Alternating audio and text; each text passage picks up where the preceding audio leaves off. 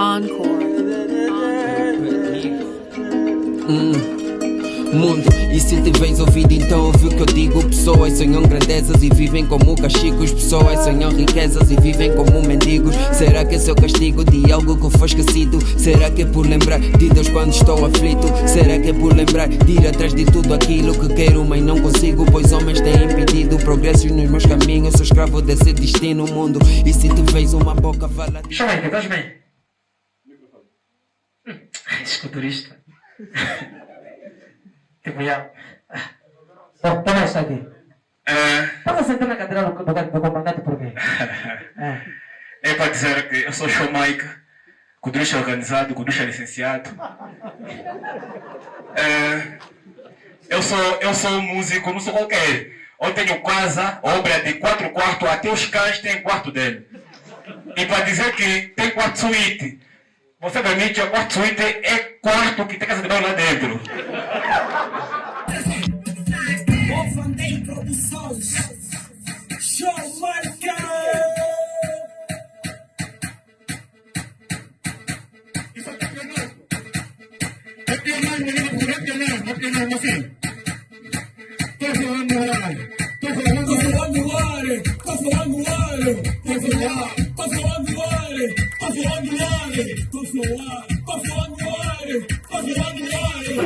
É meu beat. Estás bem, Felipe? Graças. Demoraste? Tu estás a correr? Mano, sabes? É trânsito. É para todos. Boa noite, família. Boa tarde ainda, desculpa. Gente buscando em vão uma esperança, um sorriso, uma flor, uma palavra amiga. Procurando agarrar hoje um tempo, falar de amor, de carinho e de paz. Colher jasmim, fazer poesia com todas as letras, contar as estrelas, saudar a vida e ver os deuses iguais a mim. Colher jasmim, fazer poesia com todas as letras, contar as estrelas, saudar a vida e ver os deuses iguais a mim. Quem conhece canta comigo. Sou um jovem como tu, quero a vida ver sorrir, viajar, ter amigos, ver o portal a fluir, ver o pôr do sol, ver nosso país tão lindo, inspirando emoção.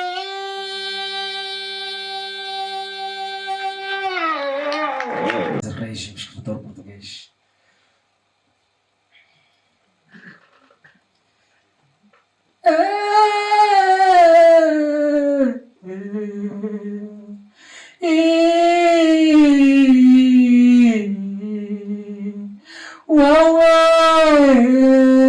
Bala como chimeie, nenenaie, maca como shima.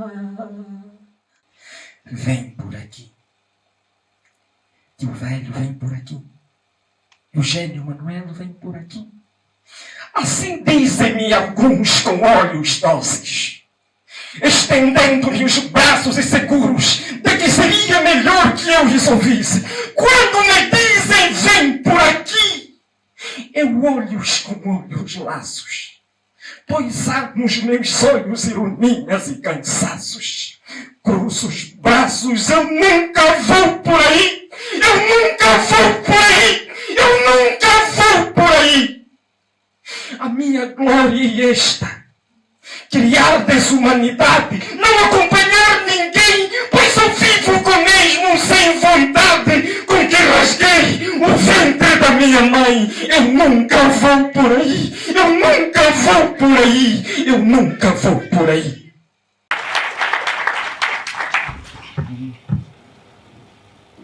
Eu não sei se o comandante vai por ali. Não tem mais. Sim, comandante. Está confortável? Boa tarde a todos. Estou bem. Não está intimidado? Não. Também um corpo desse vai se intimidar com quem? Contra as mangas? Não consegue. O das mangas sobe num vento bem forte e voa. Vai. Está voando no ar, show Mike. Senhor comandante, seja bem-vindo. Obrigado. Sim, senhora. Apesar de ser de Luanda, o Lubango também é seu, né? Ou seja, a Willa. Eu sou da Mítia.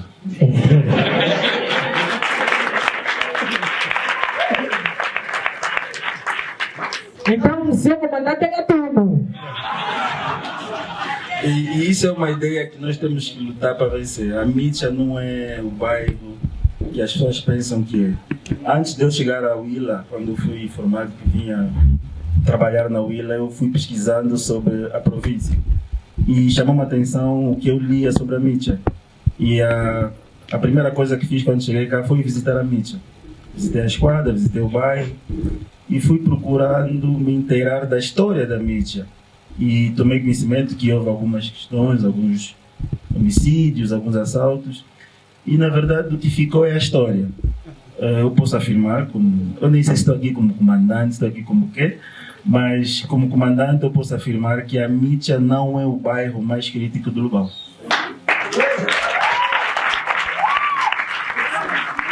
Obrigado. Se não é a Mítia, então é qual é? Qual é o bairro? Bom, o Lubango é o Lubango, a Willa, vou falar da Willa, mas particularizando o Lubango, é um território com algumas complexidades, digamos assim. Estamos a falar da segunda província mais populosa do país, em que mais de 30% dessas pessoas estão concentradas no Lubango. E o Lubango, como tal, historicamente era uma cidade, urbanisticamente falando, muito pequena. E os bairros foram crescendo à volta do Lubango. E isso faz com que a insegurança, eu falo mais de insegurança e não de criminalidade, a insegurança se instale na periferia do Lubango. E o que é que eu quero dizer com insegurança? Às vezes não é preciso haver um crime para a pessoa se sentir insegura. Se eu estiver a sair da Mandume e tiver que ir no Nambambe e não houver energia, ainda que eu não for assaltado, eu me sinto inseguro por sair da cidade até o Nambambe. Nunca fui assaltado. Mas o risco de eu ser assaltado, principalmente porque eu ouvi na rádio, li no jornal que a semana passada alguém foi assaltado, eu faço todo o caminho inseguro. E, portanto, o que nós temos no Lubango é mais insegurança, sentimento de insegurança, do que criminalidade propriamente dita. Não estou a dizer que não há criminalidade. Todas as sociedades têm os criminosos que merecem. Mas ainda assim, eu considero que o Lubango, com todos os seus problemas, pode ser considerado das cidades mais seguras do país. Vocês também não podem ser para uma torre, tipo para bajular.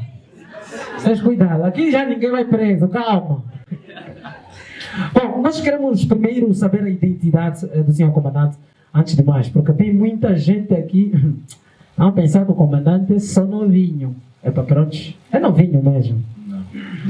Meu nome é Edivaldo Júlio Martins, nasci em Luanda aos 27 de fevereiro de 1977. Significa que tenho 44 anos de idade e farei 45 dia 27 de fevereiro. Quase no tempo da independência. 2 anos depois da independência. Sim, senhora. Como é que foi a infância do Edivaldo Martins? Foi boa, muito boa. Eu nasci no bairro, cresci no bairro Popular, meus pais são do bairro Popular. Eu sou do bairro Popular, agora sou da Mítia, mas nascido no bairro Popular. Tive uma infância muito boa. Eu penso que fui uma criança tranquila, um bocado diferente. Tinha gostos diferentes dos meus amigos. Gostava de ler, comecei a escrever muito cedo. Eu acho que aos 10 anos eu já comecei a ler, li livros de adultos, que hoje eu vejo adultos a ler. Eu li aos 10. Aos 14 eu escrevi a minha primeira história. E tive um percurso acadêmico muito tranquilo, fui sempre um aluno, acho que aceitável. Isso aqui mesmo, em Luanda ou fora do país? Bom, eu fiz o meu ensino de base em Angola, fiz o ensino médio, fiz o curso médio de jornalismo, trabalhei como jornalista da Angope durante algum tempo. Entrei para o ICED, especialidade de português, fiz até o 2º ano, mas meu sonho era ser jurista. No ano seguinte fiz o teste da Faculdade de Direito, entrei, larguei o ICED. No meio do ano fui para Portugal, isto em 98, onde fiz 5 anos de Ciências Policiais. Quando voltei, em 2004, voltei para a Faculdade de Direito e terminei a licenciatura em Direito também, em 2013, penso eu. E depois fui fazer um mestrado em Estratégia e também em Comunicação e Marketing, penso que é uma coisa parecida. E isso tudo porque, ou seja, né, a nível mesmo, se o sonho foi ser jurista e hoje é polícia, isso é só porque termina tudo com polícia? Eu nunca sonhei ser polícia. Primeiro, acho que ao longo da vida vamos tendo vários sonhos. Eu lembro-me que o primeiro de adolescência era ser médico. Não sei porquê. Depois quis ser piloto. Há uma fase que eu comecei a ler Agatha Christie, Hercule Poirot, e eu queria ser detetive. Eu sonhava andar na rua de gabardina, atrás dos gatunos, mas não sonhava ser polícia. Aliás, eu nem gostava dos polícias. O que eu via, quando eu era jornalista, por acaso, eu via os polícias a baterem nas pessoas, e eu chegava na redação e eu queria escrever aquilo que eu via. Na altura não era possível. Como é que eu vou para a polícia? Na altura havia guerra no país, nós estávamos em guerra, e o sonho de todos os pais era que os filhos não fossem à guerra. E surgiu então a oportunidade de uma bolsa de estudos. Eu estava no 1º ano da Faculdade de Direito, e uma prima minha tomou conhecimento dessa bolsa e falou-me, mas eu não estava interessado. Um amigo meu, que foi meu colega, vocês devem conhecer, o Ruca, que era porta-voz, é porta-voz do Ministério do Interior, que fala nas conferências do Covid. Tá, ele foi meu colega do curso de jornalismo, fizemos o curso médio juntos. E então ele foi concorrer para essa bolsa, e eu vi o meu nome. E pronto, no dia seguinte foi ter comigo, disse, olha, eu ouvi o teu nome.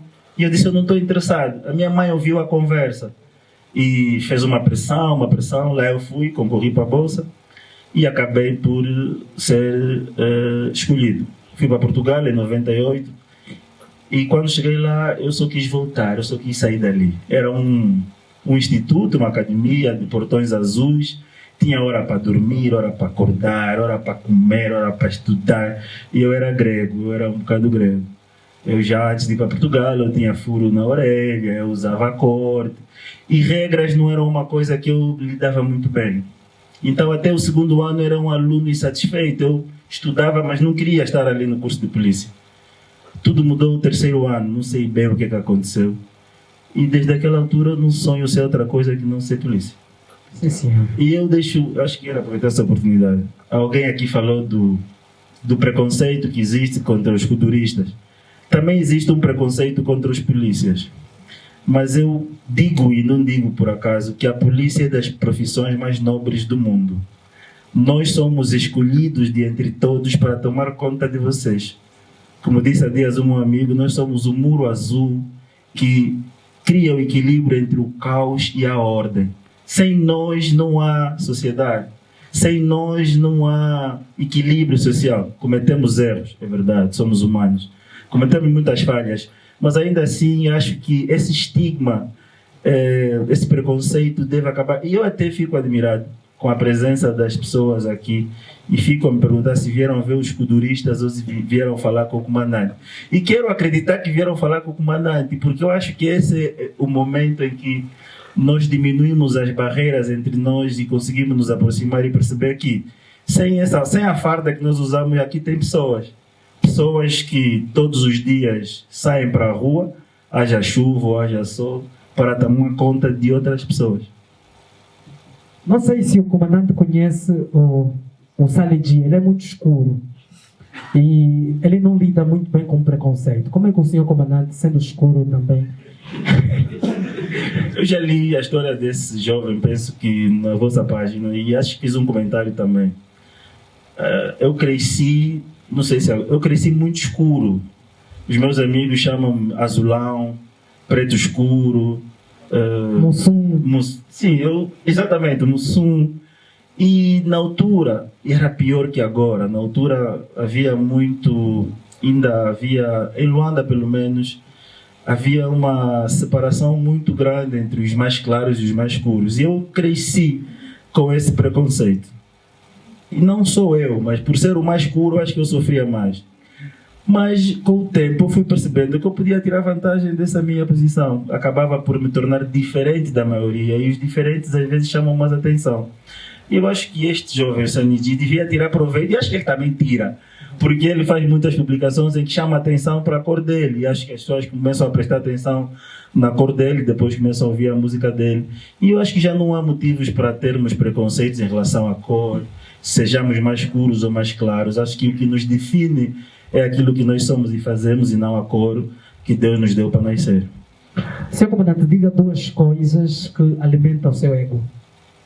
Eu tenho um ego muito pequeno, mas se pudesse falar de coisas que alimentam o meu ego, é a satisfação de fazer alguma coisa bem. Eu gosto de fazer as coisas bem. Eu defendo que as pessoas, sempre que tiverem que fazer alguma coisa, seja ela qual for, no trabalho, na escola, na família, que façam bem. Ou seja, fazer bem me faz sentir bem. Qual é a ideia que acha que as pessoas têm de si? São divergentes. Quem me conhece pensa uma coisa, quem não me conhece pensa outra coisa, quem me conhece pessoalmente pensa alguma coisa. Bom, e nisso há várias opiniões. Já quem, e não são poucos, me acham arrogante, muito arrogante. Se vocês talvez não saibam, mas eu não sei se tenho, mas pelo menos já tive durante uma fase da minha vida uma fama de muito arrogante.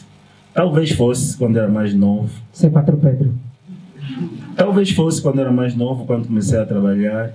Talvez não soubesse ajuizar bem. Eu não tinha problemas, por exemplo, em chamar alguém de incompetente. Eu achava normal dizer isso, hoje eu não faço. Posso até pensar, mas não digo. Eu não tinha problemas em chamar alguém de burro. Eu não tinha esse problema, achava isso normal. Mudou quando eu fui para Lunda Sul. Eu fui trabalhar na Lunda Sul em 2010. E uma realidade muito diferente da que eu tinha em Luanda. Encontrei pessoas muito diferentes daquelas com as quais eu trabalhava em Luanda. E eu percebi que, às vezes, o não fazer não é uma questão de querer, é uma questão de não saber. Então, que as pessoas precisam de ter a oportunidade de saber para poder fazer bem, porque ninguém dá o que não tem. E isso mudou completamente a minha forma de encarar as coisas. Eu acredito que o nosso papel como líderes é dar condições às pessoas para que elas façam o melhor nas suas circunstâncias. Ou seja, o melhor do João pode não ser o melhor do Francisco, porque cada um tem a sua história, tem o seu percurso e tem as suas qualidades. Sim, senhora. 44 anos de idade, comissário, tão jovem, ganha muito dinheiro. O que é que falta para realizar na sua vida? Muita coisa. Primeiro, os polícias não ganham bem. Fica de pé. Os polícias não ganham bem. Não ganham bem se quisermos fazer uma comparação do tipo de salário que se paga em algumas instituições, e se quisermos pegar também no trabalho que é feito. Os polícias não ganham bem, mas não é o salário que nos faz trabalhar. Eu tenho muitas ambições profissionais, pessoais, mas penso que cada coisa tem o seu tempo. O meu sonho, um dos meus sonhos, é fazer da polícia na Huila uma polícia de referência nacional. Fazer com que a polícia da Huila seja reconhecida por ter qualidade, por ter eficiência, por respeitar os cidadãos, por respeitar os direitos humanos, por ser próxima das comunidades. Neste momento, este é o meu maior propósito. Depois, com o tempo, com certeza virão outros. A quem agradeceria? Primeiro a Deus, eu sou temente a Deus, os meus pais, em particular a minha mãe, e os meus amigos.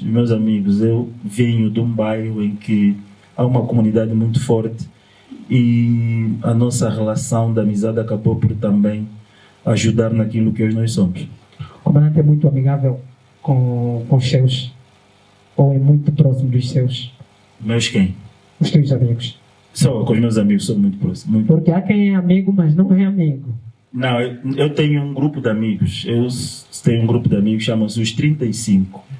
Comandante Amoela, não é amigo. Eu sou dos 35. E nós somos 35 jovens desde os 6 aos 45 anos até hoje. Inclusive temos grupo no WhatsApp. Somos 35. Senhor, ninguém morreu. Bate na madeira. E nesse momento estão cá dois. Acabou de me ligar há pouco tempo. Um chegou de Benguela e um já estava aqui há 2 semanas. Amém. Amém. Olha, preparamos também uma reportagem, né, para o comandante. Ou seja, né, vamos ouvir aqui a população. Saímos à rua, fomos perguntar se as pessoas conhecem ou não conhecem o comandante. O que é que acham da polícia a nível da Huila.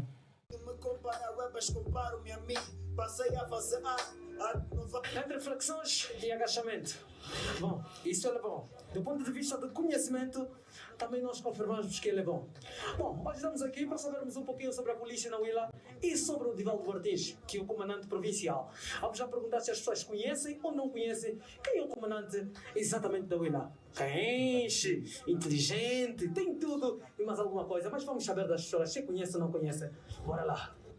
Quero ser a cura para ajudar a curar esse mundo. Minhas barras são puras, espero purificar o mundo. Minha alma madura, espero habilitar esse mundo. Espero aproveitar cada segundo. Vivo no mundo surdo, meio mudo, mas contudo no mundo. Nelson Mandela, mesmo diferente aí. Talas, como é que se responde esse mamo? Não, marca nada, assim mesmo, estou contigo. Ô, Mandel Maior, estamos aqui. Mas, Mandel Maior, hoje estamos a falar sobre o comandante Divaldo Martins. Primeiro, conheces? Fala, conheço muito bem o grande comandante. Conheço. Infelizmente, não conheço. Não conheces o comandante provincial? Não. Comandante, não conheço bem mesmo. Sim, mas já podes falar sobre o comandante? Já. Olha, qual é a tua observação em relação ao comandante? Olha, quando o comandante o Divaldo Martins, é um grande comandante, chegou na província, né? Muita coisa mudou até o momento, né? E além de ser um comandante, também amigo do povo, já passou alguns outros comandantes, esse tal nome, que nunca tiveram a oportunidade de fazer tipo o que ele está fazendo agora na nossa província. E, olha, sempre os assuntos, falar do Divaldo Martins é gastar a palavra com uma grande pessoa. Qual é a tua visão sobre a polícia na Huila? Será que melhorou ou não melhorou? Qual é a tua opinião? Por mim eu digo que tá mais ou menos. Eu acho que a Polícia Nacional aqui na província da Huila precisa de mais formação pedagógica, okay. Certo? Por quê? Porque eles atuam sem maneira, chegam até o cidadão sem maneira. Então, pronto, precisa mais de formação, agregação pedagógica para o âmbito do que da polícia. Sim, vamos mandar como? Obrigado, mano. Qual é o teu nome? Eu sou amigo da Cipriano. Vive só. Bar da mídia. Chefe, você é da mídia, né? Certo. Essa cara mesmo de pessoa terrível, do bairro da mídia. Muito bem, da mídia mesmo, maduro mesmo. Maduro. Certo. Olha, como é que tá a polícia na nossa banda? Tá fixe, não tá fixe? A polícia, nesse exato momento, até de dezembro, está se comportando totalmente bem. Tá se comportando. Vou mostrar uma imagem aqui. Esta aqui, já viste algum sítio? Já. Quem é? Acho que é Leão Martins. Esse é o comandante? Sim. Sim, senhora. Não estás comendo? Não. O corpo dele não tem temida? Não. Bem, praticamente ele está totalmente Sim, comandante provincial. Então você está falando agora do comandante provincial? Não, é yoga. Não posso. Mas ele não é meu camarada? Quem é camarada? Bom, mano, quando você vê esse corpo, o que achas desse corpo? Epa, esta aqui, esse gajo tem corpo de mega massa. Ele negou para ficar caente. Você acha que não está bonito? Não, tá bonito, ele tá com feeling, mas ele utilizou suplementos para ficar caente. Tudo mais. Sim, senhora, é caente. Quer dizer, numa altura como essa, você aceitaria ter um corpo desse? Aceitaria. É fixe, né? É fixe. Sim, senhora. Olha, essa aqui é que é o comandante. Sério? Comandante da província. Sério? É sério. Esse bem grande assim. Isso, posso até falar aqui, pá. Ele é fixe. Falando do trabalho dele? Sim, já ouvi falar. Consoante mesmo já está a pertencer já ao trabalho dele. A nível provincial mesmo é yoga. Também já. Se fosse na tua vez, terias um corpo desse. Não, claro que não. Esse corpo não está bonito. Fazendo uma análise lógica, está bonito. Não conheço. Essa aqui é comandante provincial. Vamos me prender. Vai na cadeia. Vamos me prender. Eu vou preso. Ei, boa tarde. Estás bem? Eu ligarei com você. Nós estamos fixos. Não, vamos te filmar só. Olha, estamos a fazer um inquérito básico. Ok. Como é que vês a polícia na Willa? Está fixe? Não está fixe? É rápido. Não tá fixe. Não está fixe? Não. E como é que estás a ver o trabalho da polícia aqui? Está fixe ou não está fixe? Está fixe. Está a bater muito. Anda mais devendo, vamos adoçar. Sim, senhora. Valeu, meu bem. Obrigado, mano. Vamos juntos. Estás a falar a imagem do comandante. Essa é o comandante. Pronto. Oh, bloqueou. Agora sim, tá. É atraente ou não? É. Muito bonito. Muito. Muito atraente. Esse aqui é o comandante de Val. Esse é o mesmo? É o mesmo. Ele é o mesmo. Sei. Sim. Comandante. Gostaste do comandante? Sim, senhora. Em relação à polícia a nível da Willa, qual é a tua percepção? Olha, agora falando da polícia na Willa, está trabalhando muito. Isso também tem a ver com ele e também dou também uma também ao seu comandante, a mulher, também o municipal, né? Porque sendo do bairro da mídia também, para o bairro da mídia, muita coisa mudou, né? A delinquência, mesmo os trabalhos não feitos pelas rondas, já é diferente, já não é mais tipo antigamente que botava, agora está tudo diferente, mas muita coisa mudou e nesse momento, viva a Polícia Nacional da Willa. Sim, senhora. Muito obrigado. Obrigado, eu estou contigo, tá? Está. Não marca nada. Comandante, depois disso, qual é a avaliação que fazes a nível mesmo do teu trabalho? Bom, eu não trabalho sozinho. Não há um comandante sem comandados. E o resultado do trabalho da polícia na Willa, no Lubango, positivo ou negativo, é de uma equipa. E daquilo que nós ouvimos, fica claro que temos desafios. E foram ditas coisas aqui que são verdadeiras. A necessidade de termos uma atuação mais pedagógica, de sermos menos arrogantes. Eu costumo dizer aos meus colaboradores, e aqui tem alguns, que um polícia arrogante é um polícia incompetente. Não há nenhuma razão para um polícia ser arrogante. Ainda que o cidadão tenha infringido a lei, não é preciso ser arrogante com ele, é só preciso aplicar a lei. Ainda que o cidadão esteja a oferecer resistência, é só necessário utilizar a força necessária para o pleonasmo, como disse aqui o codorista. É só necessário aplicar a força necessária para fazer cumprir a lei.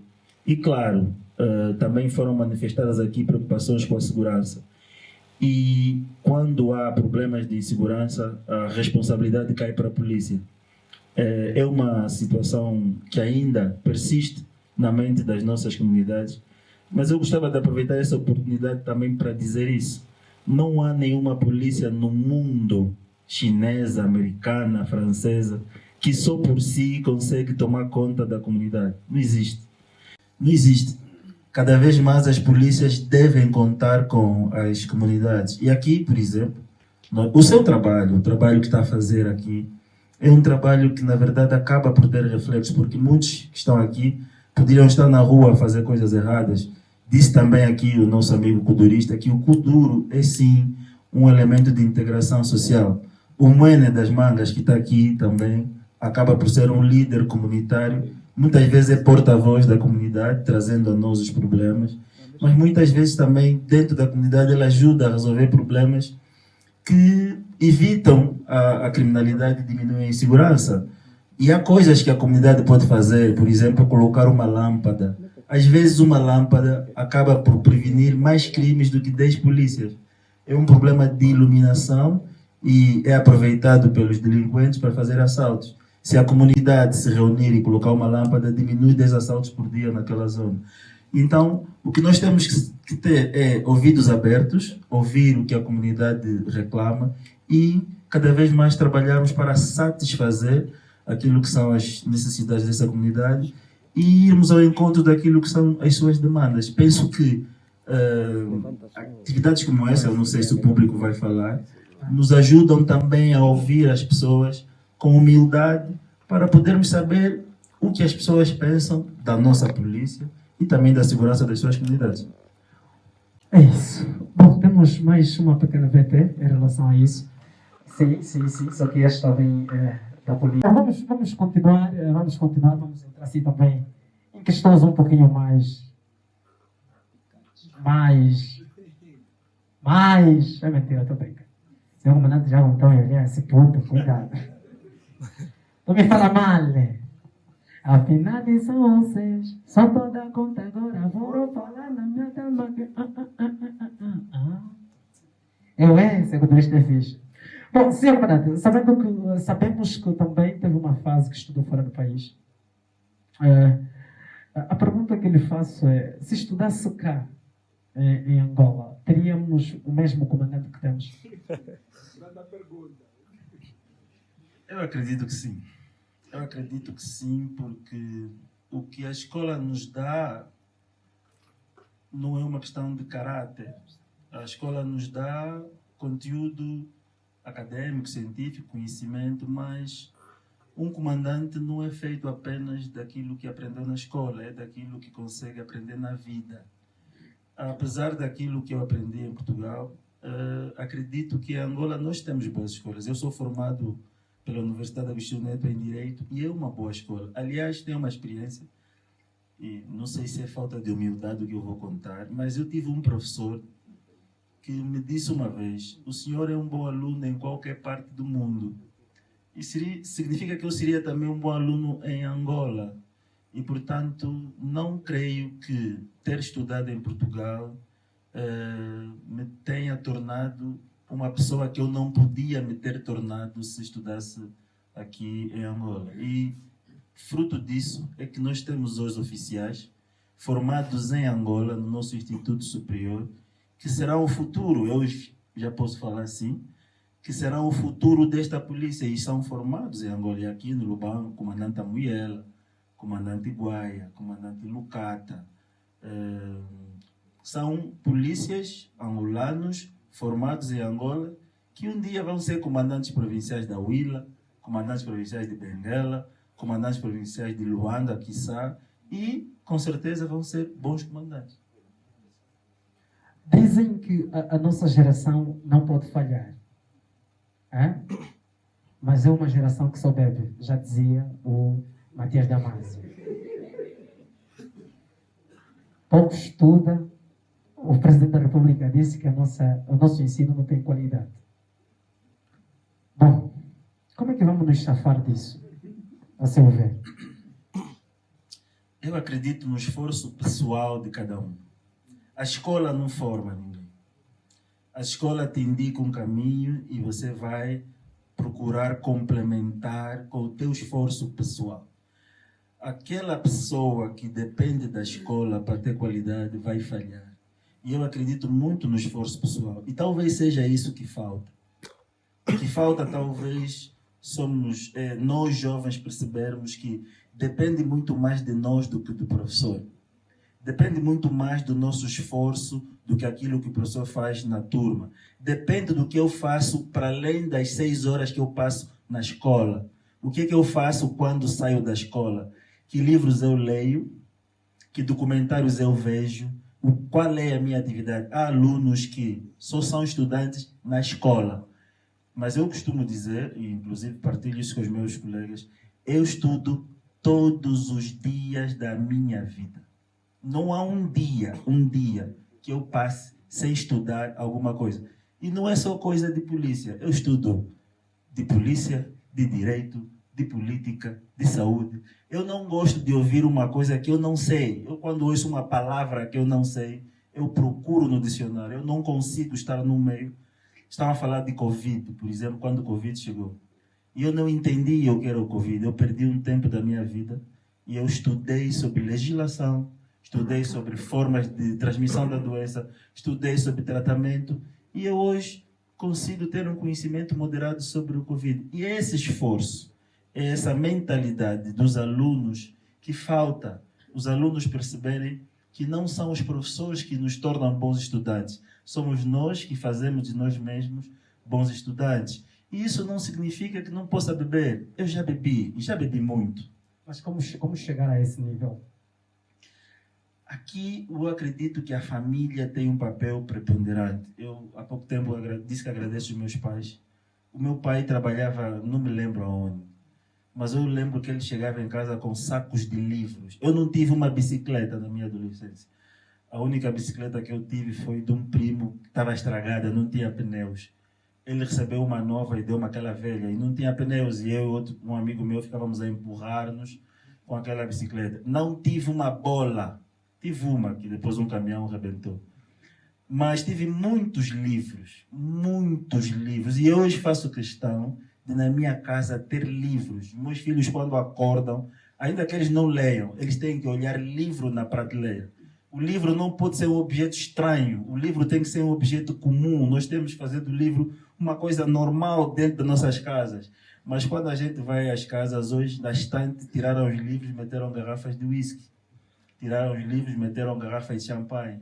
E esse é o problema. A família é que dá as condições para depois nós caminharmos sozinhos. Eu nunca fui obrigado a estudar pelos meus pais. Meus pais nunca tiveram que lutar para eu estudar. Eu sozinho... E pensava assim, eu não posso defraudar os meus pais. Eu, quando fui para Portugal, eu ia reprovar no segundo ano. Porque eu sou um nabo à matemática. Mas um completo nabo. Eu nem sei porque é que existe matemática. Tem que pedir explicação para você lá pouco. E então eu ia reprovar a matemática. Porque na minha escola, quem tem menos de 7 repete o ano todo. Pode ter 20 todas as cadeiras, mas tem 6 numa disciplina, repete todo ano. E só pode reprovar uma vez.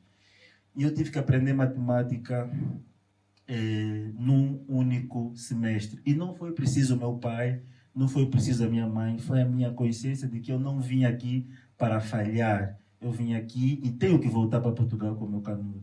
Então fiz um sacrifício, aprendi derivadas, aprendi matemática. E eu acho que cada um de nós tem isso dentro de si. O que falta é encontrar. Como é que vamos fazer para os jovens exatamente se interessarem pela literatura? Depende muito das políticas também do governo. Realmente há uma crise gritante de desinteresse pela literatura. Mas uma das coisas talvez seja fazer os jovens compreender por que é importante ler. Porque o jovem tem uma perspectiva muito objetiva das coisas. Eu vou aprender isso porque preciso disso. E tem coisas que só a literatura dá. Saber pensar. Ninguém consegue saber pensar sem ler. Pode ver muitos filmes, pode ver muitos vídeos no YouTube. Saber pensar só se adquire com literatura. Saber escrever. Não, cada vez que a gente lê um livro, apreende 1000 palavras novas, apreende 1000 formas de usar uma palavra velha. Só a literatura consegue fazer isso. Conhecer o mundo. Com a literatura você conhece o Brasil, conhece a China, conhece o Dubai, conhece as pessoas, porque cada personagem é uma pessoa nova. Somada às pessoas que você conhece no dia a dia, você tem mais 1000 pessoas novas que você conhece, você consegue ter uma mundividência muito maior. O problema é fazer as pessoas compreender isso, mas eu tenho certeza que aqui todos, quando saírem no Natal, cada um vai oferecer um livro no amigo, por exemplo. E esse amigo depois vai oferecer um livro no amigo. E, portanto, é um desafio para a nossa sociedade. E acreditem que as sociedades mais evoluídas são aquelas que leem mais. Nós vamos a Londres, entramos no metro, cada um tem um livro no metro. Nós vamos a Lisboa, entramos no autocarro e cada um tem um livro no autocarro. As pessoas procuram o pequeno tempo que têm para ler um bocado. Mas nós, o pequeno tempo que temos, o que é que fazemos com ele? Minha caneta. Este é o desafio da nossa geração. Eu acho que é o desafio, talvez, da vossa geração, que estão agora com os 25, 30, mas sem literatura, sem ler, nós seremos sempre um povo medíocre. Quais são as políticas, assim, de uma forma, que deveriam utilizar para os jovens começarem a se interessar mesmo pela literatura? Por exemplo, a inserção de livros na escola. Ou seja, o aluno tem que ter leitura obrigatória nos vários níveis de ensino. No ensino de base tem que ter 1, 2, 3 livros que ele tem que ler. No ensino médio tem que ter 1, 2, 3 livros que ele tem de ler. E com isso ele vai ganhar o hábito de ler, ainda que seja no início obrigatório, mas nós temos que ter um cânone literário, um conjunto de obras que formam a nossa historiografia em termos de literatura. Nós precisamos ter isso. A outra coisa é o livro não pode ser um objeto caro. O livro tem que ser um objeto acessível. Essa aqui deveria ser para o Projeto Larroco, 10 mil. Exatamente. O livro não pode ser um objeto caro. O livro tem que ser um objeto acessível, que as pessoas possam ter acesso a ele claramente. Mas passa fundamentalmente para a escola. Eu, em tempos, fui na MIB, numa atividade de uma professora, que deve ser das raras professoras que tem leitura obrigatória na sua turma. Eu fui lá conversar com os estudantes da 9ª classe, da turma dela, sobre um livro que eu escrevi, e havia estudantes lá dizendo que nunca tinham lido nenhum livro, mas por causa daquela professora começaram a ler, e já tem lá gente que quer escrever. E é exatamente aí, um escritor nasce dos livros que lê. Pronto, fala-se muito da falta de credibilidade das nossas instituições. E vamos ver, pronto, parece que não, é uma realidade real. Michael, desculpa, Passo plenário, sim. É uma realidade real. Como é que vamos ultrapassar essa fase, né, infinita? Parece que não termina. Não é infinita. Eu penso que não é infinita. Há uma crise de confiança, sim, nas nossas instituições, mas não é uma coisa impossível de fazer.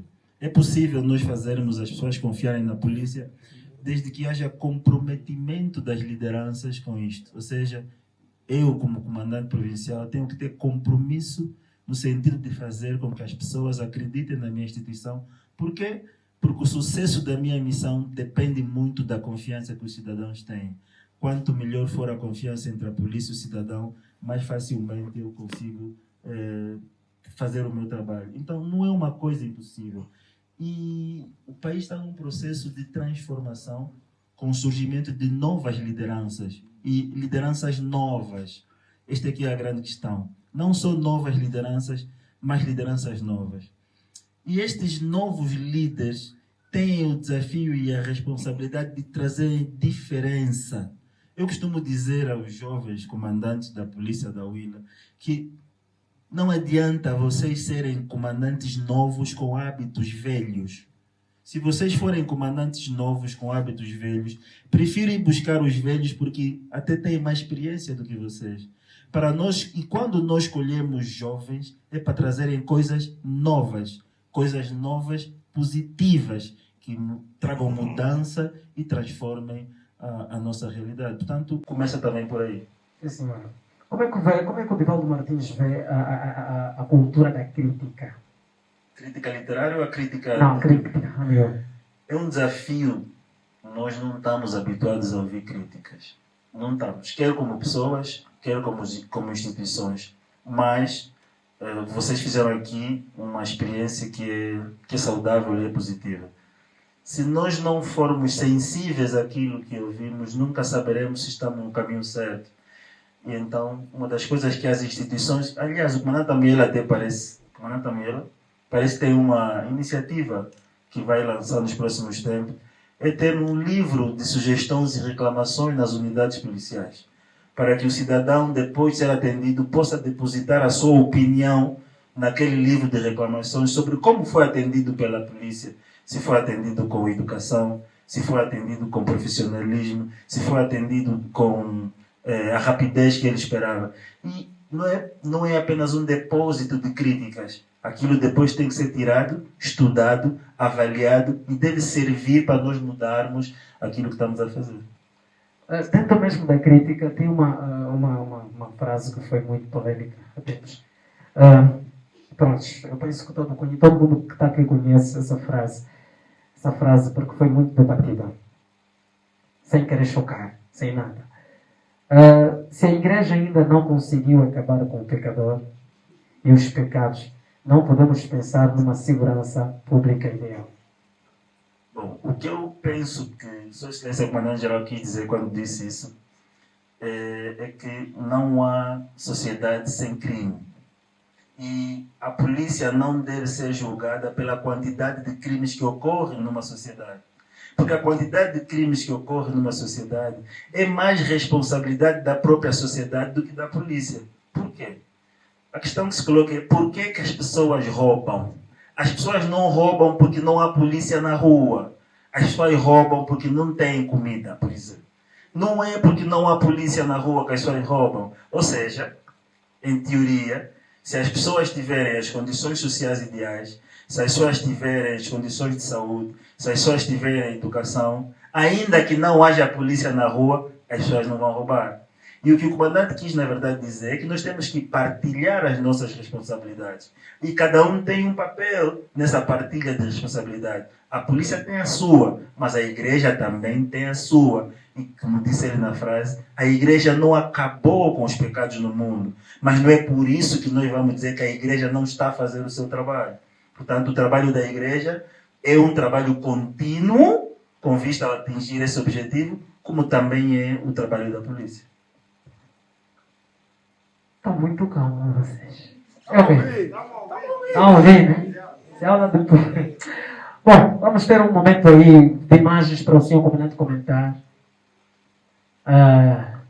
3 imagens simples, rápidas. Precisamos que apaguem as luzes, s'il vous plaît. A primeira imagem é essa, senhora comandante. Digo assim, senhor comandante, como é que o senhor comandante avalia essa questão? Tipo, gados na cidade. Bom, eu quando vi isso, eu perguntei quem está errado. Se é o Ias ou é o boi.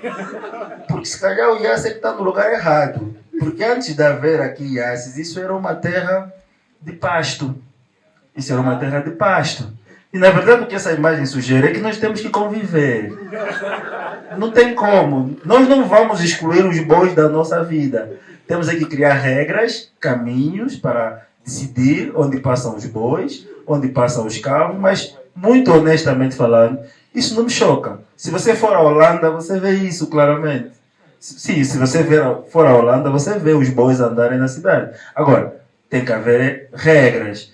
E causou-me algum espanto que uma comunidade como a da Huila, que é um povo ligado à agricultura, se chocasse com isso. Porque isto, na verdade, se pensarmos na nossa vivência, isso devia ser mais comum. Devia ser mais comum.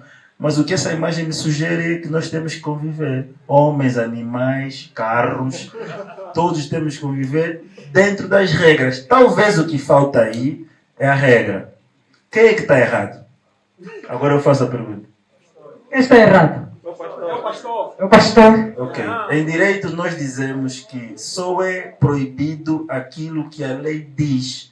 Qual é a regra que foi violada? Onde é que está o sinal que proíbe o pasto nessa estrada? Se não existe uma regra a proibir, não existe erro. Se não existe uma regra, um sinal que diga proibido pastar, é livre. Então, ninguém aí está errado. Enquanto não houver uma regra que proíba ou uma regra que regule para a pleonasmo. Sim, senhora. Show Mike. Tem a segunda imagem? O senhor comandante comentar. Bom, os dois são ativistas. E um das Mangas e o Mensageiro Andrade. Bom, das Mangas, ele atua muito nas redes sociais e praticamente vemos que trabalha mais sozinho. Pronto, não sei se estou errado. Mas calma, não fala. E o Mensageiro Andrade, ele é das massas. Convoca gente e vão lá fazer a manifestação. Qual é o método que mais se identifica? Os dois são meus amigos. Eu tenho o número dos dois, falo com os dois ao telefone. Não tenho nenhum problema com qualquer um deles. E acho que cada um faz o seu papel. Aliás, eu não vejo não vejo nenhum problema no ativismo social, não vejo nenhum problema nas manifestações, não vejo. Eu, quando cheguei aqui, disse aos meus colegas que os ativistas e os manifestantes não são nossos inimigos, são só pessoas que estão a criticar alguma coisa. E que o nosso papel é proteger para que eles critiquem em segurança, para que nada lhes aconteça. Tanto da nossa parte, pessoalmente somos amigos. Por exemplo, eu falo com o mensageiro Andrade, acho que ele tem muita ligação com os professores, e havia uma escola onde havia problemas, ele passou uma informação, fomos para lá, fizemos o trabalho. Em tempos correram rumores de que eu sairia da província da Huila para uma outra província. E ele mandou uma mensagem: comandante, é verdade? Eu disse: não sei. Ele disse: espero que não. Eu disse: eu também espero que não. Portanto, temos uma relação muito boa e igualmente com o Mundo das Mangas. Para tirar isso do campo pessoal para o campo institucional, não há um conflito latente entre ativista e polícia. O que pode acontecer é, no momento atual, haver algum conflito, mas a manifestação é um direito constitucional consagrado e o papel da polícia é defender e proteger os direitos humanos. Então, nós somos parte do mesmo processo. Sim, senhor. Temos a próxima imagem, que é a última. Qual dos dois?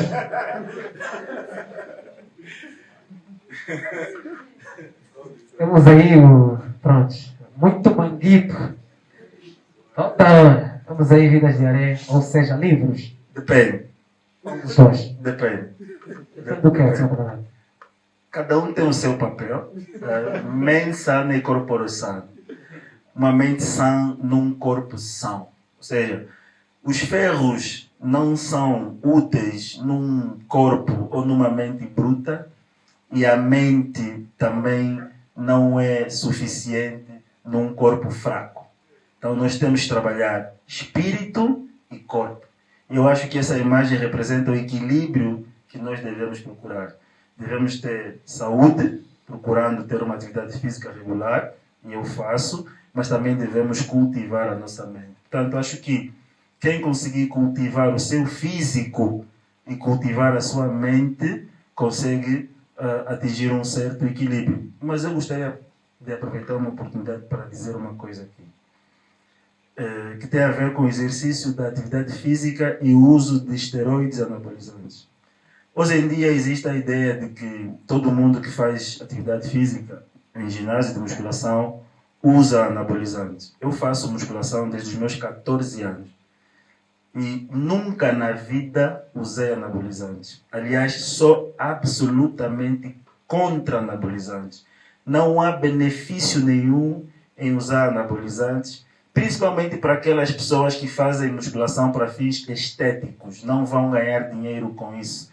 E sou contra por quê? Porque a cultura da musculação, quando eu comecei, era exatamente a cultura da capacidade de vencer desafios. Nós íamos ao ginásio a levantar 5 quilos e lutávamos para depois levantar 10, sozinhos, com a nossa própria força. Hoje, entra-se no ginásio, um jovem que treina há 3 meses é 2 vezes maior que eu. Só que vai morrer 3 vezes antes de mim. Bom, feliz. Então, tem mais uma? Não. Pode meter. Ok. A juventude e os desafios atuais. O que é que essa palavra lhe diz? Ou seja, essa frase? Primeiro, eu não sei o que é juventude. Eu já não sei se sou jovem, se já não sou jovem. Mas o certo é que a dinâmica da vida mostra que os jovens são o futuro. E parece-me que no nosso país isso vai acontecer mais rápido do que se esperava. Sem querer fazer política, mas olhando para a política também como uma parte importante da nossa sociedade, o que vemos nos 2 grandes partidos da nossa praça são jovens a liderar. Quer no MPLA, e agora que acabou o Congresso, se analisarmos os novos membros do Bureau Político, por exemplo, o nosso governador tem 40 e poucos anos de idade. Há pouco tempo era impensável que ele fizesse parte do birro político do MPLA. Mas também temos a UNITA. Temos o secretário provincial da UNITA, Nelite Quick, é um jovem. O secretário provincial da UNITA em Benguela, o Sapinala, também é um jovem. Portanto, vai acontecer mais rápido do que se esperava, pelo menos no anterior regime, que a juventude é que vai ter que lidar com os problemas atuais. Os problemas da fome, os problemas do desemprego, os problemas da eficácia da nossa economia. Os mais velhos vão deixar nas nossas mãos. Daqui, desta sala, sairão aquelas pessoas que vão ter responsabilidade por governar províncias, por comandar polícias provinciais e, eventualmente, por comandar polícias nacionais. Isso vai acontecer, aliás, já está a acontecer. Eu acredito que 2022 para frente vai ser um período de ruptura. Aliás, vemos a nossa ministra da Economia, a Vera Daves, é mais nova do que eu.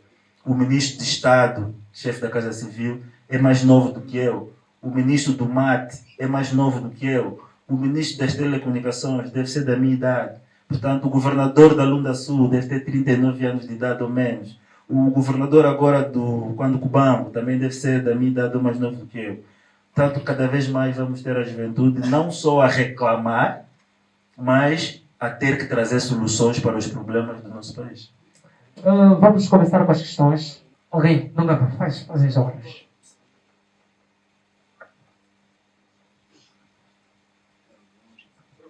Fiz uma obra em que cria 3 personagens. Histórias diferentes, mas a história é a mesma. Mas agora, eu transporto isso para a sua carreira como polícia. Eu gostaria de saber se nós, não sei se devia encarar isso como técnica, e eu vi versões de testemunhas. Será que a carreira influenciou a história ou a forma como construiu esta obra? E a outra coisa que eu gostaria disse algo muito bom. Eu, quando vou para sugerir leitura na rádio, eu também me apego nisso. Às vezes os pais não precisam ler o livro com as crianças, mas basta que as crianças vejam o pai a ler. Ou basta que haja livro na estante de casa. Isso influencia bastante, porque grande parte das pessoas com quem eu converso, que começaram a ler muito cedo, é porque o pai lia. O pai era um bom leitor em casa. E mesmo os professores não vão conseguir influenciar os seus alunos a lerem, enquanto os alunos não tiverem a certeza que o professor também lê. O professor pode criar todas as técnicas de incentivo, mas enquanto o estudante não tiver a certeza. Sou comandante, já agora devo ser oportunista. Eu vivo na rua da Mapunda. Agora já tem bandido, não tinha. Arrancar os cabos de energia, de iluminação, que sai da pediatria a Negola, está tudo escuro. Ainda no mês passado fui colocado com uma cá. Faz favor. E já agora, seu comandante, para terminar, eu gostaria de saber quais são os desafios, quando vem para a vila, quais são os principais desafios que vai ter que com que vai se deparar nos próximos tempos. Muito obrigado. Agora não sei se falo como Divaldo ou como comandante, mas eu aqui prefiro falar primeiro como Divaldo, para falar da história do Massochi, esqueci o nome da personagem. Mas, na verdade, a forma que eu encontro para escrever o livro, acho que está a falar Vidas da Areia, parte do pressuposto em que eu acredito de que não há só uma verdade. Não há só uma verdade. E que a própria realidade é moldada pelos nossos olhares. Ou seja, aquilo que nós somos influencia naquilo que nós vemos. E que nós podemos estar aqui a ver a mesma coisa, ao mesmo tempo, no mesmo lugar, mas cada um está a ter uma experiência completamente diferente. E o que eu procurei e procuro realmente trazer nos livros é essa riqueza de visões em relação às coisas que nós vivemos. Portanto, foi isso que me levou a escrever como escrevi. Não sei se foi fruto da profissão, mas tenho certeza que é uma característica que eu tenho. Eu raramente acredito apenas numa pessoa. Quando me vêm contar uma coisa, eu levanto sempre dúvidas, porque a experiência me mostrou que cada um só conta aquilo que sabe. E aquilo que sabe é só aquilo que ela sabe. Ninguém tem capacidade de saber de tudo. Quanto ao assalto que foi vítima no mês passado, posso lhe informar que realmente nas últimas 2 semanas a Willa viveu talvez o seu período mais crítico desde que eu estou aqui na província. Um grupo cometeu em 2 semanas, acho que 15 assaltos à mão armada.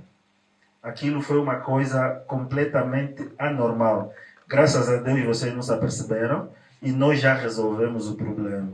Ontem foi detido o último elemento deste grupo, o Toy. É Toy? Tony.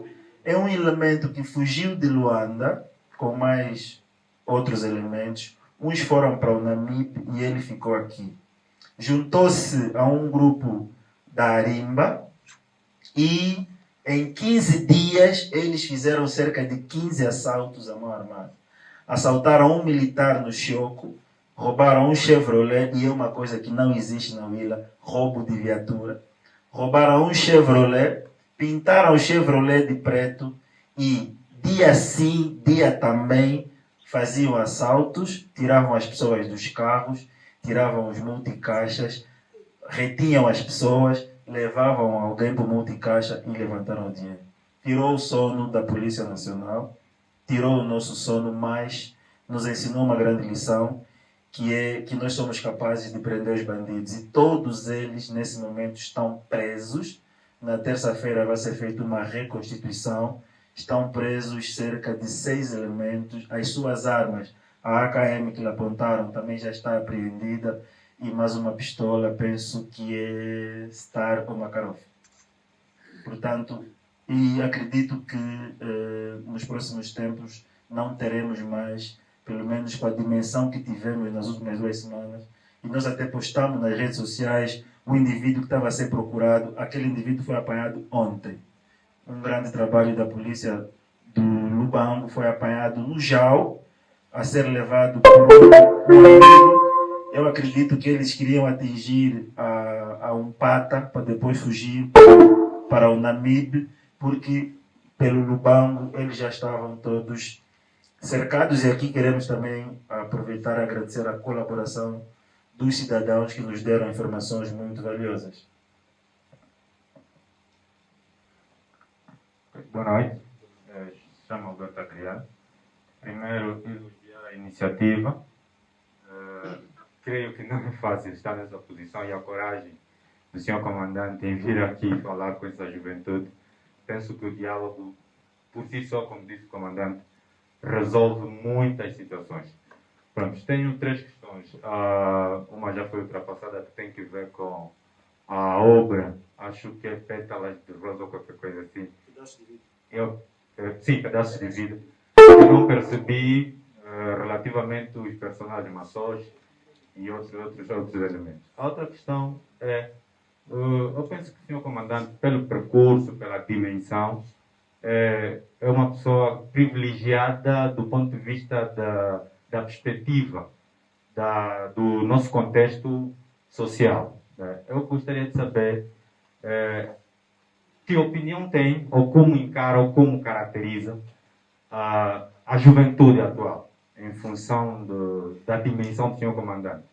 É comandante da polícia, está ligado à academia, desculpe, e outros tantos fatores. Segundo, o senhor comandante acha que essa juventude está preparada para assumir os desafios que se prevê para o futuro? O senhor comandante disse aqui que acredita que provavelmente 2022 será um ano de ruptura e de muitos desafios. Essa juventude está à altura para responder a esses desafios? E essa ruptura, como poderá ocorrer? Terceiro, a polícia. Vimos aqui, entre aspas, com as aspas que se merece, alguém no vídeo disse que falta agregação pedagógica. Não é agregação pedagógica. Pronto. A nossa polícia está em condições de responder aos desafios do futuro, quando, na verdade, até hoje, ainda temos muitos problemas. Também disse o senhor comandante que cada sociedade tem o criminoso que merece. Penso que é isso. Se tiver errado, pode corrigir. Como caracterizar os nossos criminosos? Não só os da mídia, mas do Lubango de uma forma geral. Como caracterizar essa franja, né, que tem tirado de alguma forma o nosso sossego. Muito obrigado. Obrigado, eu que agradeço. Se a sociedade, se a juventude está ou não preparada para os desafios, tem de estar. Tem de estar. E eu acredito que às vezes é na situação que as nossas melhores qualidades emergem. Acredito que em 75, quando a geração de Agostinho Neto assumiu o poder, eles também tinham dúvidas se estariam preparados ou não para dirigir um país, tendo em vista que muitos deles nunca tinham gerido nenhuma cantina. O elemento mais experiente em gestão na altura parece que era o Lopo do Nascimento, que já tinha uma função na cuca. Passa aqui a ideia da cerveja. Portanto, eles tiveram que gerir mesmo o país e foram aprendendo no processo. José Eduardo dos Santos, quando chegou à presidência, tinha 36 anos. Também, com pouca experiência, tinha tido 2 anos ou 4 anos de ministro das Relações Exteriores, plano, e teve que gerir o país e geriu como geriu. A nossa geração, estando ou não preparada, vai assumir os destinos desse país. E juntando isso à pergunta que me faz, o que é que falta? O que eu particularmente penso, o que nos falta é comprometimento com as coisas. Não é uma questão de qualidade, é uma questão de compromisso com aquilo que estamos a fazer. Levar a sério aquilo que estamos a fazer. E isso falta quando vemos o chinês disse no AVT que eu sou muito exigente. De facto, eu sou muito exigente. Mas eu não sou exigente no extremo. Eu só acho que aquilo que eu cobro é o básico. É o básico. Fazer bem as coisas não é favor, é obrigação. Nós temos de fazer bem. O aluno, quando leva uma tarefa para casa, deve levar bem feita para a escola. O professor, quando nos dá um exercício, nós temos de fazer bem o exercício. Às vezes me perguntam por que eu fiquei essa pessoa exigente. Eu conto uma história que relaciona a minha mãe com isso. Eu lavei a louça até os 18 anos. E a minha mãe, quando chegasse a casa, vinda do serviço, se encontrasse uma panela mal esfregada, ela me obrigava a lavar toda a louça. Para além daquela panela, toda a louça. Ela punha toda a louça outra vez na água e obrigava-me a lavar. Então eu tinha que lavar bem a louça. E eu acho que isso me levou a fazer bem as coisas. Então o que eu acho que falta na nossa juventude é o compromisso em fazer bem as coisas. Se vamos cantar bem. Se vamos fazer... E eu estou positivamente impressionado com a qualidade dos artistas que vi aqui. Quero ressaltar, por exemplo, este último jovem que fez a sua intervenção, é um excelente artista. O seu texto é de uma grande qualidade e acredito que ele lê. É impossível ele ter um texto como aquele que ele fez aqui sem que ele tivesse lido, sem que ele tivesse estudado, sem que ele tivesse se dedicado para fazer a performance que fez aqui. E existem aqueles que simplesmente são convidados para um evento, atrasam. Como é possível alguém atrasar um compromisso? O meu relógio está adiantado 10 minutos. De propósito para eu não atrasar. Por que alguém que tem um compromisso atrasa? Isso é irresponsabilidade. Perguntou se a nossa polícia está preparada para os desafios. Eu disse atrás que cada país, cada sociedade tem os criminosos que merece. Também cada país tem a polícia que merece. Porque esses polícias não vieram da China. Esses polícias nasceram nos nossos bairros, foram criados pelas nossas famílias, estudaram nas nossas escolas. E a pergunta seria, a sociedade está preparada para fazer os polícias que nós precisamos? Porque os polícias não vieram da China. Às vezes eu vejo críticas, aquele polícia está com os sapatos todos sujos, mas ele está andando num chão sujo. Como é que você quer que o sapato do polícia fica limpo no Nambambe? Se o Nambambe não tem asfalto. Como é que você quer que a camisa do polícia não fique suja se ele vive e trabalha numa terra que tem poeira e só tem 2 pares de farda para trabalhar 365 dias do ano? Às vezes eu fico com a impressão que os angolanos querem uma polícia francesa. Nós temos que ir para a França ou pelo menos aprender com a França o que fez para ter a polícia francesa. E então, respondendo claramente, eu não tenho dúvidas de que a polícia vai estar à altura dos desafios nas circunstâncias que o país der a esta polícia. Se os cidadãos da Huila soubessem efetivamente as condições em que trabalha a polícia da Huila, talvez todos os dias ao sair de casa iam levar um farnel para a polícia, iam levar algum conforto. Se os moradores da Mítia visitarem a esquadra da Mítia, vão perguntar como é que aqueles polícias todos os dias ficam lá dentro, com o risco daquilo desabar. Por exemplo, se perguntarem, por exemplo, quantos carros tem a polícia da Huila, talvez alguém vai pegar um carro e vai nos oferecer. Porque é tão insuficiente que quando colocamos na balança as dificuldades e os resultados, a resposta é clara. E o fenômeno do Covid mostrou aquilo que é a natureza das nossas forças policiais. Nós estávamos a enfrentar um inimigo que ninguém conhecia. Só sabíamos que matava e matava muito rápido. Mas a polícia, desde março de 2019 até hoje, nunca saiu da rua. Andamos nos carros, confinados, não tínhamos máscaras, andávamos na rua e nunca abandonamos aquilo que são as nossas responsabilidades. E, portanto, essa é a nossa natureza. Independentemente das circunstâncias, independentemente das dificuldades das circunstâncias, nós fazemos o nosso melhor. E acreditem, nós fazemos todos os dias o nosso melhor.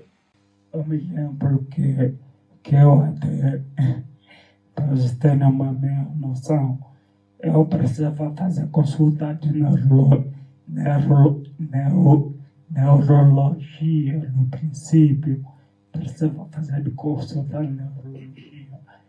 E para vocês terem uma minha noção, eu nunca fiz isso. E eu pedia muita ajuda para mim no estrangeiro, para evitar isso, mas nunca me ajudaram mais. É por isso que hoje em dia me sinto completamente desligado. Mas agora, eu não sei, Daniel. Bom, Edgar chega. Edgar fala muito, tipo, nós não vamos sair daqui. Vai falar mesmo, não vai parar. Pronto, era tudo. Eu só quis mesmo apresentar vocês ao Edgar. Ele sei que lá em casa vai reclamar. Ele recebe já o microfone. Ele recebe.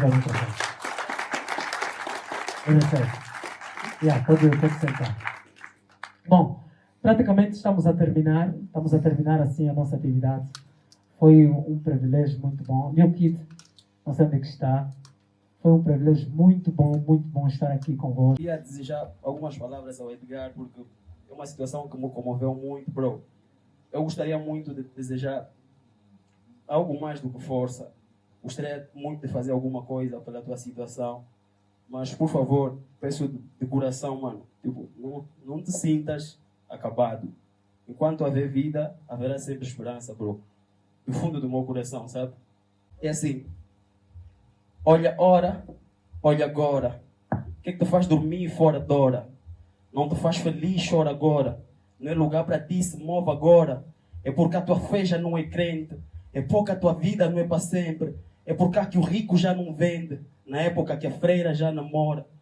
Quem me dera ter-te só para mim. Ver o mundo embaixo em Medellín.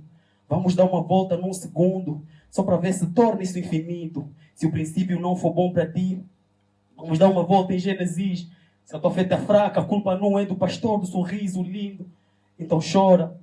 Lágrimas são orações mais sinceras que existem. Chora. Cada gota no rosto é a letra de um ser resiliente. Chora. Desfruta essa dor, por mais que te tire o requinte. Só não chora ao ponto da alegria abandonar teu rosto para sempre. Por quê? Porque pensar em vencer é grandeza. Tentar reviver é grandeza. Grandeza em tempos de fraqueza. Tu és a tua maior fortaleza. Nada é bom, mas o mundo te ensina. Dona é a terra, porque a vida inclina. Se for para aprender, perca com disciplina. Não há comida por cima da mesa. Hoje sou frio porque antes sofria. Mudança é o filho que a noite escondia. Ou mudas agora ou precisas morrer logo nas primeiras horas do dia. Não impõe atenção, tens a tua luz. Te abandonaram, seja a tua cruz. Invista em ti até perceberes que quem se afastou perdeu mais do que tu, man. O mundo só fala, só julga, mas ninguém entende a tua luta. Se a tua carne é fraca, a culpa não é da Se não é rap, quem é o rap da nova escola? Foi também eu para fazer um pequeno dinheiro lançado. E amor. Este é o voz dos sem vozes, este é o grito dos ignorados, este é o clamor dos abafados, esta é a fala dos sufocados, este é o lema que precisava ser cantado. Desculpe, meu senhor, por favor, estamos a fazer o inquérito do seu nome. Mas quem somos nós afinal? Quem fomos nós afinal? Se temos voz é sinal do medo de querer ser nós assinado. Parece que fui baleado, só por palavras, mas fui variado a dizer coisas que nem eu fui aliado. Quero explodir, mas sou sempre aliado. Os meus medos, ignorância, tradições me assediam. O descaso, os tabus, os padrões me viciam. Exaustão, solidão, depressão, me anteviram. Será vida, será morte ou será neutro? Adivinham que? Mas espera, são coisas que não se dizem, mas são coisas que não se fingem. O fato de não serem ditas não é a certeza que são coisas que não se vivem. Mas são coisas que não se dizem por conveniência.